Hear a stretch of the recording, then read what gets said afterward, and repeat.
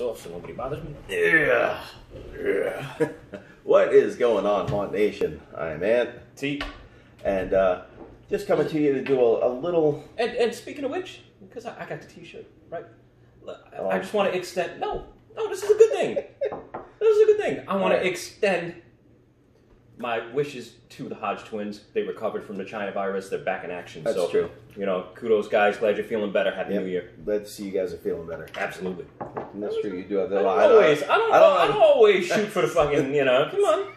Motherfucker. You haven't started yet. You don't... yeah, exactly. Here we go. Fucking early in the morning. Here we go. Yep. Anyway.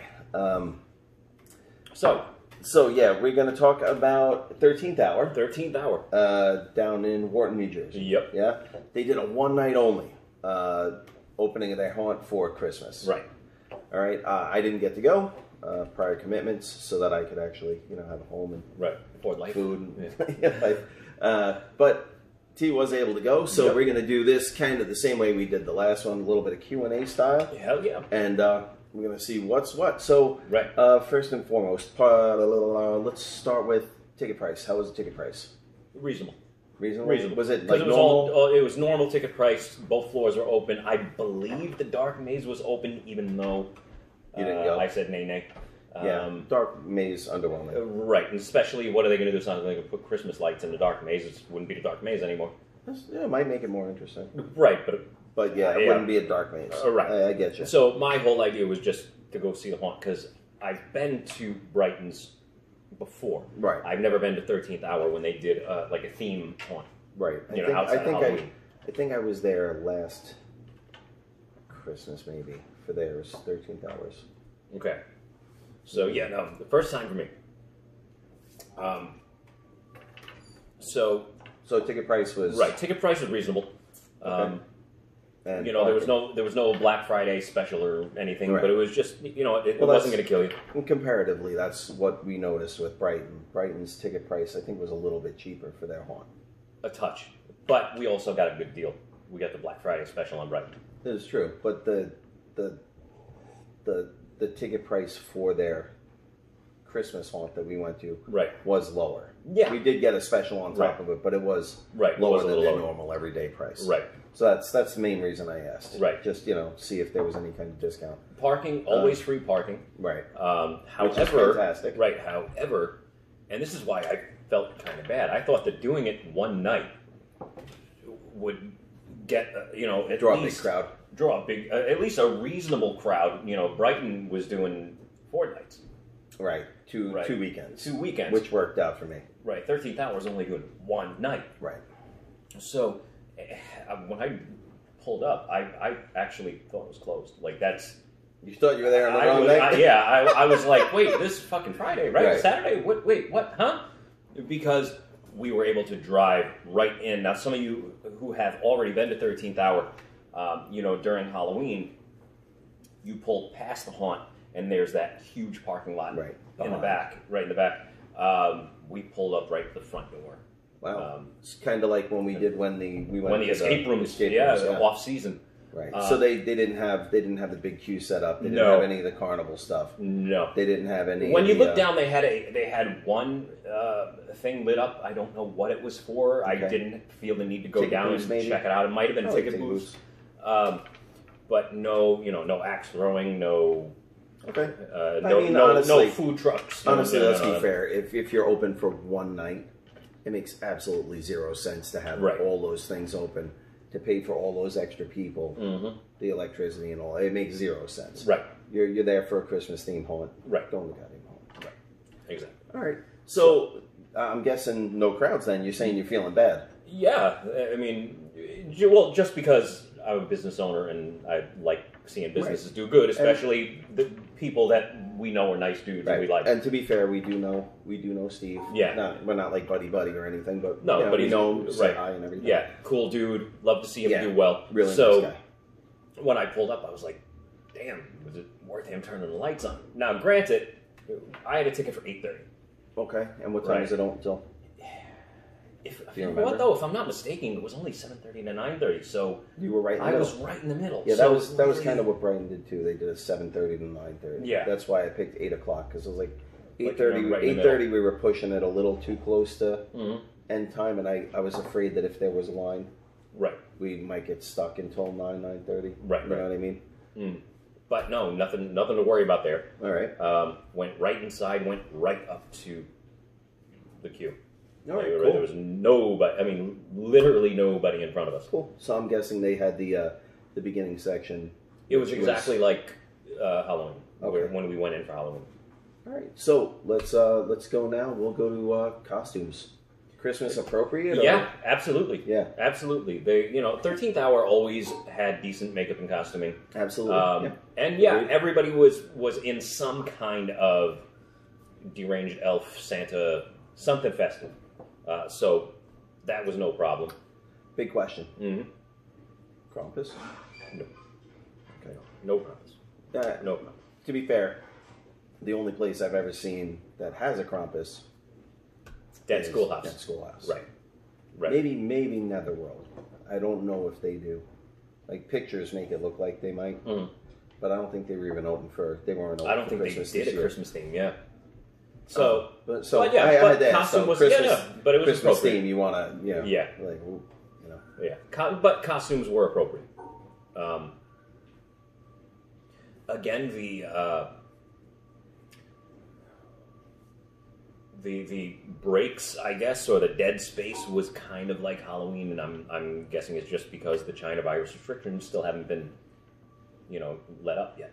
So yeah, that's, in terms of how many people, How about actors? Because we did notice, at least it felt to me when we went through Brighton for their Christmas, that there were actually more actors. There were a lot less people, going through the haunt, and like we waited on like no line, at all, which is fucking incredible.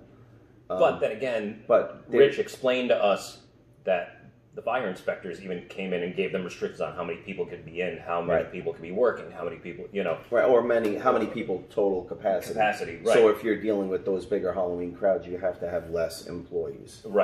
So, but this one, did it seem like there were more actors or the same amount? It seemed like they were the same amount. Okay. As there were for Halloween.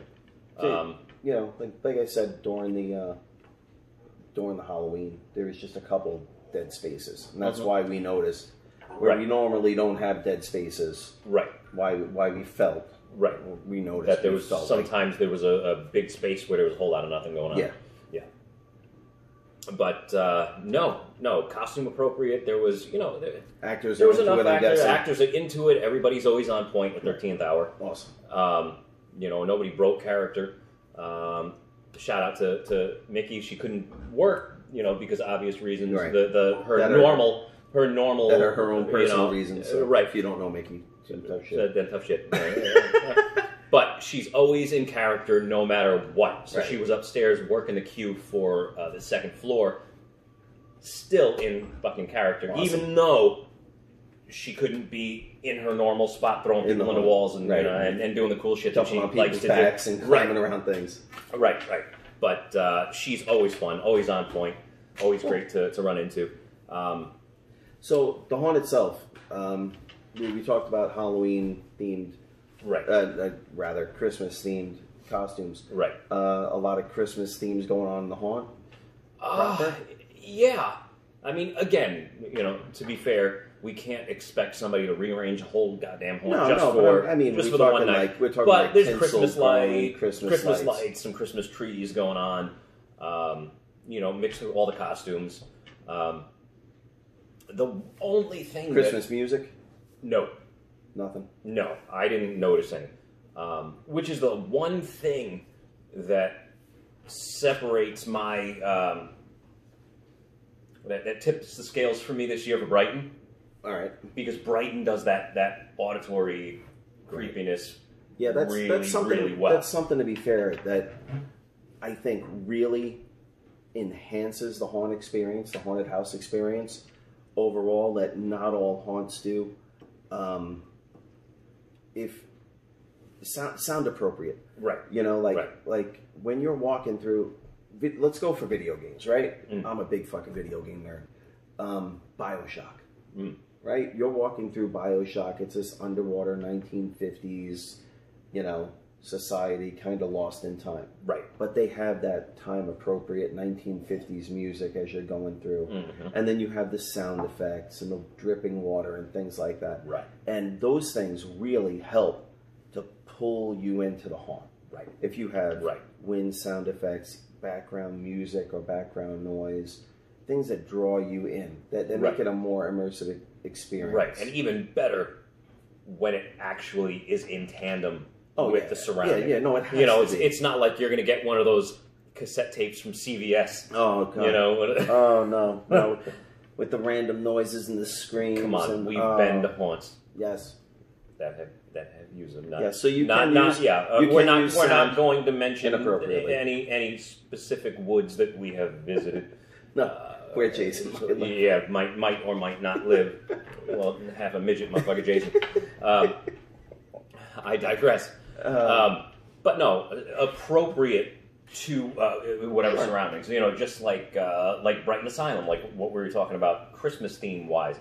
One of the coolest, creepiest parts of the second floor was, again, we're not shooting footage inside. We're not telling you what's inside. We're not ruining it for everybody else. No. But there was an area where the visuals were incredibly Christmas appropriate, but they had the sounds got you because they were playing that old transistor radio that sounded like a choir from the 1950s singing "Oh Holy Night," which is a creepy as fuck sounding Christmas song regardless. Yep. So you put that in an old transistor radio sound, and in Brighton Asylum, with the staticky kind of... Right. So things like that really, really take that experience to the next level, especially when it's people like us who really don't get creeped out easily. We're there because we're gawking at how cool everything is. We're looking at your costumes. We're looking at your set pieces.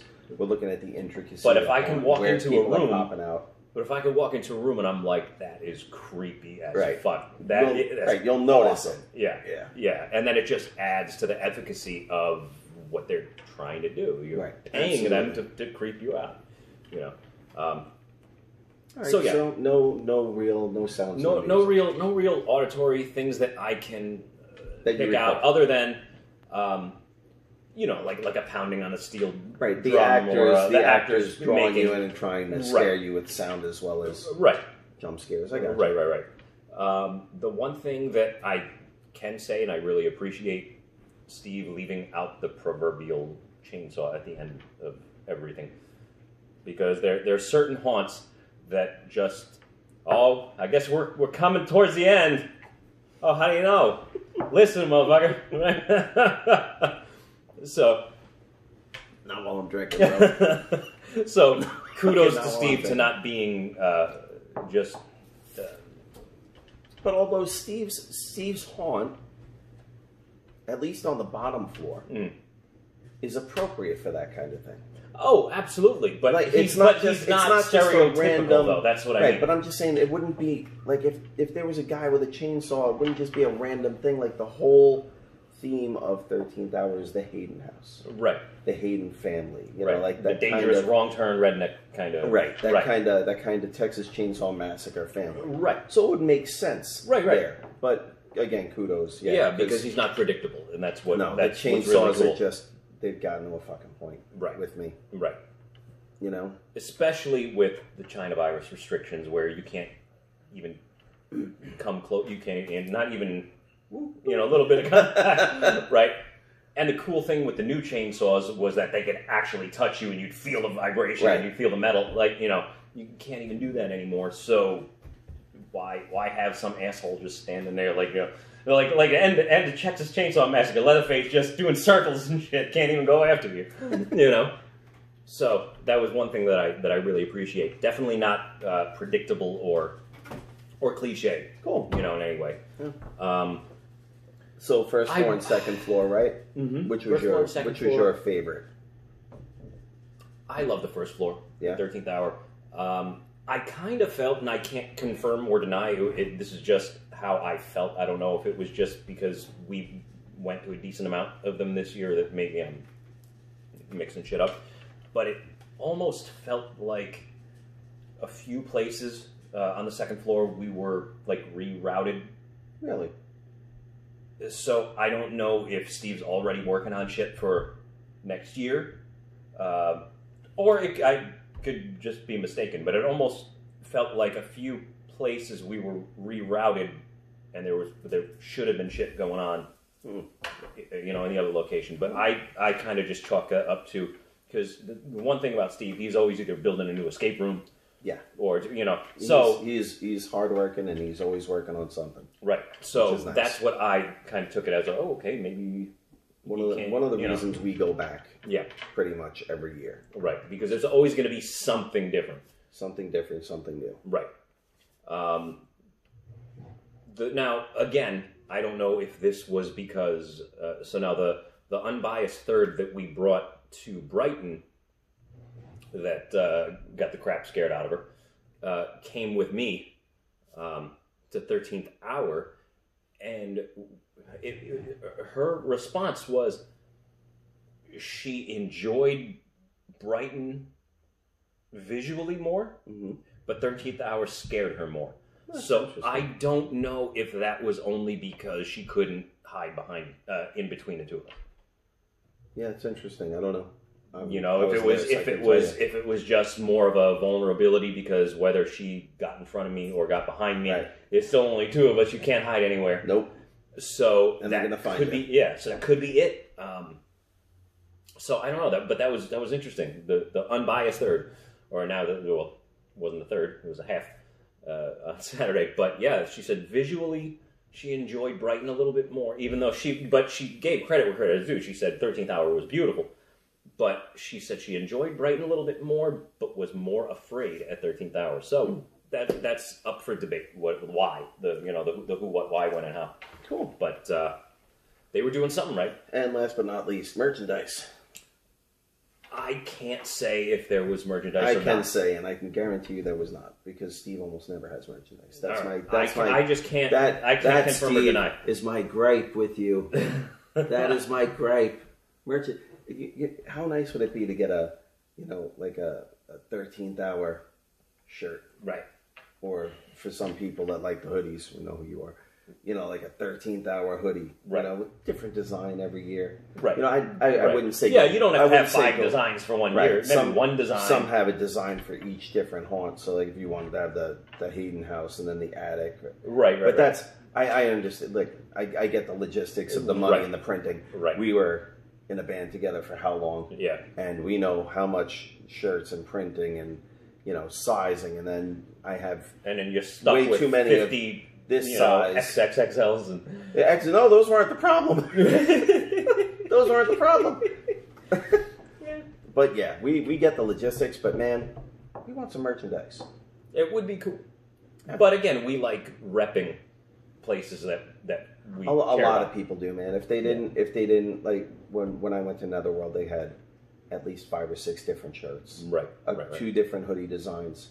Now, granted, I went after the season technically, so they were sold out of pretty much every size of almost every design. Right. Luckily, the one I liked, I was like, they had it. Yeah. But yeah, even Dent always has a few different ones. I mean, even places that we're not overly thrilled with, like Field of Screams, they have their great courtyard, and they always have a design. And the people that like to innovate, not imitate, they had a shit ton. Right. Yeah. So I mean, I think that's the one thing I definitely, for me, would love to see next season out of 13th Hour. Yeah, that would be so fantastic. I think, did we give them an 8.5 in the regular season?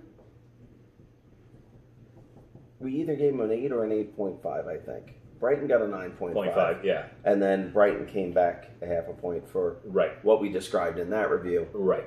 Which was put out before their second weekend. Because we actually got to go the first. This one, we were in no hurry to do because it was a one-day, one-shot. Right. I want to give it the exact same rating that I gave it for Halloween. Okay. For the reason being, I felt that there were a few more actors. Okay. And they were still just as on point. No, They should be. So where, the trade-off would have been, if I was correct about being rerouted and maybe, not experiencing a room or two upstairs, or I could be completely wrong. Again, they kind of start, this is the problem. Yeah, they kind of start going together. Going one haunt a night every weekend for, 8-10 weeks, whatever it is. Right. After a while, which is why I really want to get these reviews done. Right away, Right away, because otherwise just start melting together. Jumbling, yeah. So I could be wrong, Should but be. whatever that took away, the addition of the actors and them being right on point and scaring the bejesus out of our third, or the second, right. made up for any, little reroute. So if we gave it an 8.5, I want to give it an 8.5 again. Excellent. Yeah. Last but not least. Yeah. Because we already got to the rating. Bathrooms. So Steve actually talked to me about that. About bathrooms? About your personal habits? No, because I had to piss. I don't live around the corner, so I got to piss. More than three shakes. You're playing with it. Yeah. No. But I guess he saw the review of Halloween, so he wanted to comment on. I guess there was 4 bathrooms. There weren't 2 bathrooms. There was more bathrooms, but whoever was pointing people to the bathrooms, there wasn't 2 when we went. I think it was only 1. I'm pretty sure it was only 1. I don't remember, but there were 2 more. Because when I went, I'm annoyed. Because when I went a couple weeks ago, there was one right by the front entrance. 2 right by front entrance. And again, Steve thought that it would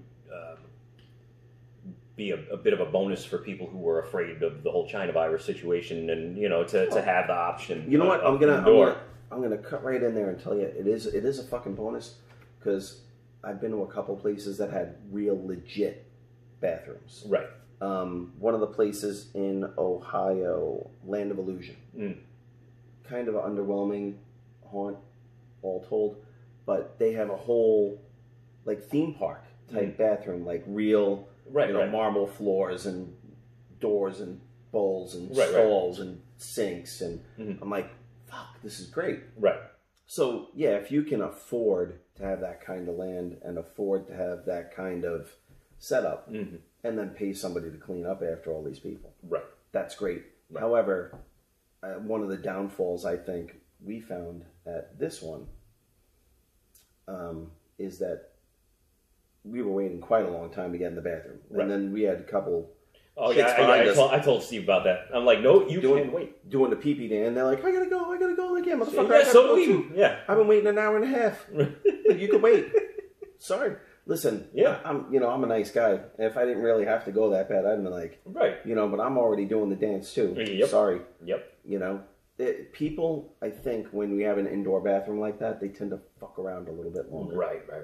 They tend to, at least bathroom, porta potty, you go in, you go out. Sitting there, and they're on their fucking phone doing an Instagram. Porta potty, nobody wants to stay in a fucking porta potty. Right. You want to get the fuck out of a porta potty. It's like, it's yeah. like, you try not to touch the walls. They want to touch the door. They're like, fuck it. Right. Regular bathroom, they're like, oh, I'm home. Right. Yeah. So yeah, porta potties are probably the better idea, unless you can do that real theme park size bathroom, but you really need your own space to do something like that. Right. All right. So I think we covered everything. Yeah. All right. Cool. So they're also, just like Brighton, they're going to be doing, I don't know if it's going to be only one night or if it's going to be multiple nights, but they're going to be doing a Valentine's theme. Cool. Also pretty soon. So all right. So keep a lookout for that. Next month we'll definitely hit that up if everything is, if the stars align and all the calendar falls on the right dates and everything. Yep. So, again, kudos, Steve. Always a great time. If anybody still hasn't been to 13th Hour, get your ass to 13th Hour. It really, it's a really good haunt. It's a really good haunt if you're in the local New York, New Jersey, Pennsylvania area. Yeah, that tri-state, not the real tri-state. But yeah, if you're in the local area, definitely a worthwhile haunt to hit up. Absolutely. All right. All right. Till next time. Till next time.